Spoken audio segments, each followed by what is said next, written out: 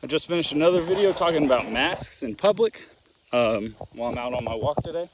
Decided I would hit another subject that kind of upset me a little bit. The McCloskeys, where are they at? Michigan.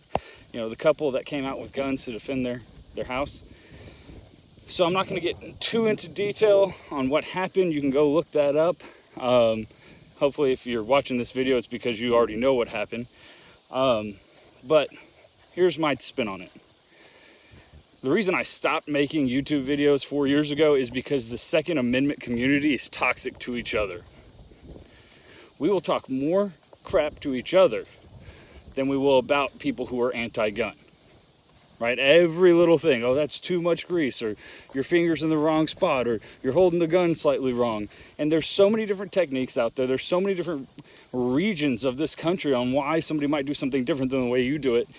It just blows my mind how toxic the Second Amendment community is to each other. It just pissed me off to the point where I was like, it's not worth making videos anymore. I got into it, not into it, I made some comments on Facebook about this McCloskey incident and basically said the same thing. You know, a fight for freedom anywhere is a fight for freedom everywhere. These people had their guns seized by the state, and to me that's not okay. Right? They shouldn't have lost their right to defend themselves, especially because the crowd came back multiple times. Right? They came by their house more than once. They should not have to worry about being able to defend themselves. Right? They have a right to keep and bear arms. I get that they were kind of pointing the guns at the people, which is one of the 4 rules. I get that she had her finger on the trigger. I get that they obviously had little to no training. I get all that. But they shouldn't have lost their right to have their firearms. And I saw a lot of comments saying things like, well, they're liberals, let them burn. You know, things like that. And this is my spin on it. If we don't support these 2 people as they lose their rights to their firearms, nobody on the left comes over to the right? They're just looking at us like we're a bunch of heathen idiots. Like, oh, look at these, you know, bunch of rednecks, you know, they don't even care about, you know, these people who had guns. If we don't stand up for the McCloskeys, nobody on the right looks good. Nobody on the left comes over to the right. I did see a handful of gun shops and gun training companies saying, you know, we will train them for free. We've got a gun for them waiting here if they decide to come here. And that is what I wish we would see more from the Second Amendment community.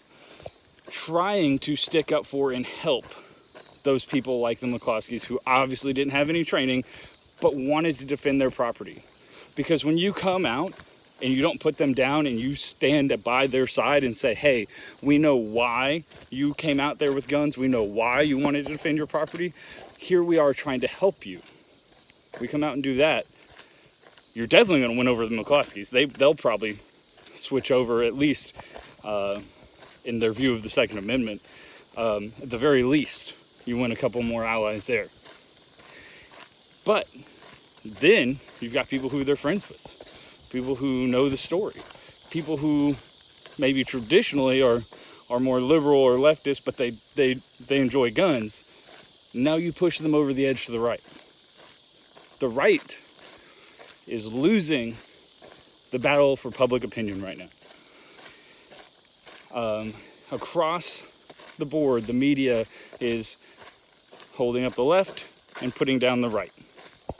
So we are never going to win the big battles.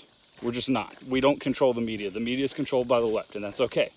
Because we have more and more alternative media and more people doing what we're doing right now.